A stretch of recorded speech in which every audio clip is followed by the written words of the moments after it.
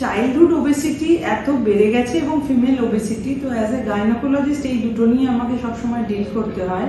তো দেখা যাচ্ছে যে ইন্ডিয়ান ফিমেলদের মধ্যে ওবেসিটি এবং চাইল্ড ওবেসিটি ভীষণ হাই, পৃথিবীতে একটা ভয়ঙ্কর অ্যালার্মিং স্টেজের দিকে আমরা চলেছি।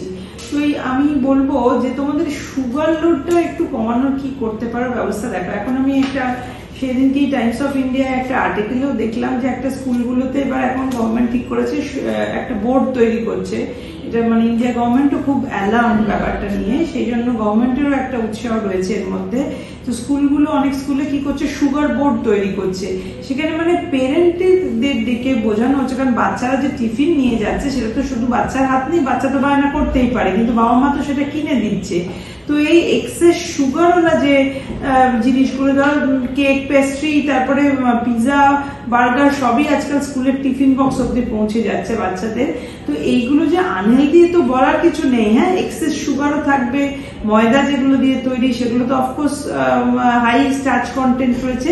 তো দেখা যাচ্ছে যে এতে যেমন বাচ্চাদের ওবেসিটি বাড়ছে এবং খুব আর্লি এজ থেকে যদি এত হাই সুগারে আমরা এক্সপোজার দিই, বাচ্চাদের এডিএইচডির মতো প্রবলেম, যেগুলো সাইকোলজিক্যাল প্রবলেম, হ্যাঁ, বাচ্চার কনসেন্ট্রেশনের প্রবলেম হয়ে যায়, তো এগুলোও বাড়ছে। এটাও খুব একটা অদ্ভুত তথ্য যে যদি ছোট বয়স থেকে বাচ্চাকে যখন ধরো দুধও খাওয়াচ্ছ তখন যদি তুমি চিনি অ্যাড করে করে খাওয়াতে থাকো, তাহলে এই যে এক্সেস সুগারটা প্রথম থেকে এক্সপোজার দিচ্ছ, সেটাও নাকি বাচ্চার এই সাইকোলজিক্যাল প্রবলেম, এডিএইচডি বা অ্যাটেনশন ডেফিসিট ডিসঅর্ডার, এখন প্রায় প্রচুর বাচ্চার আছে। যারা স্কুল টিচার তারা জানো তোমরা এই ধরনের বাচ্চাকে নিয়ে কিরকম ভোগো। তো বাবা মারাও ভোগে, স্কুল টিচারও ভোগে। তো এই সমস্ত সমস্যার একটা জড়ের মধ্যে রয়েছে কিন্তু এই আমাদের এক্সেস সুগার ইনটেক। তো সুগার ইনটেক মানে কার্বোহাইড্রেট খেতে গেলে এক্সারসাইজ করতে হবে, যেখানে সেই এক্সারসাইজ সেই পরিমাণ নেই, যেটা স্পেশালি বাচ্চাদের মধ্যে হচ্ছে কি স্কুলে সেই আগের মতো ফিজিক্যাল অ্যাক্টিভিটি নেই, তারা বসে বেশি কাজ করে, কম্পিউটারে গেম খেলে, ফোনে গেম খেলে। তো সেই ক্ষেত্রে excess sugar is going to cause obesity and other health risk factors will increase. কেননা ওবেসিটির সাথে এগুলো অঙ্গাঙ্গিভাবে জড়িত। কিন্তু তোমার বাচ্চাদের চাইল্ড ডায়াবেটিস রিস্কও বেশি হয়ে যাচ্ছে এবং এত অল্প বয়স থেকে এক্সপোজারের জন্য ওদের অ্যাডাল্ট অনসেট যে ডিফারেন্ট ডিসঅর্ডার সেগুলো খুব বেশি হচ্ছে। তার মধ্যে diabetes, blood pressure very common.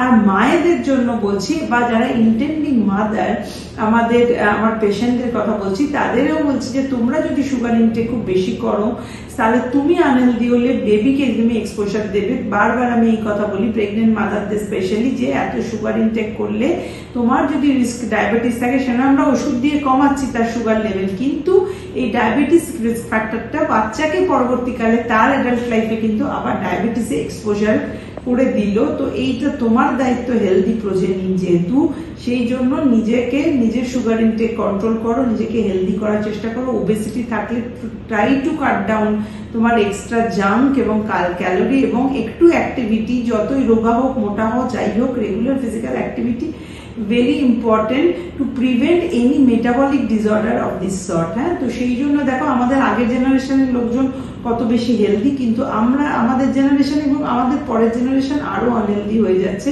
এবং ওবেসিটি ইজ অ্যালার্মিংলি রেটে বাড়ছে। তার জন্য লিভার ফেলিওরের চান্স বাড়ছে, যাকে আমরা বলি নন অ্যালকোহলিক লিভার ডিজিজ, যেখানে সিরোসিস অব্দি হতে পারে।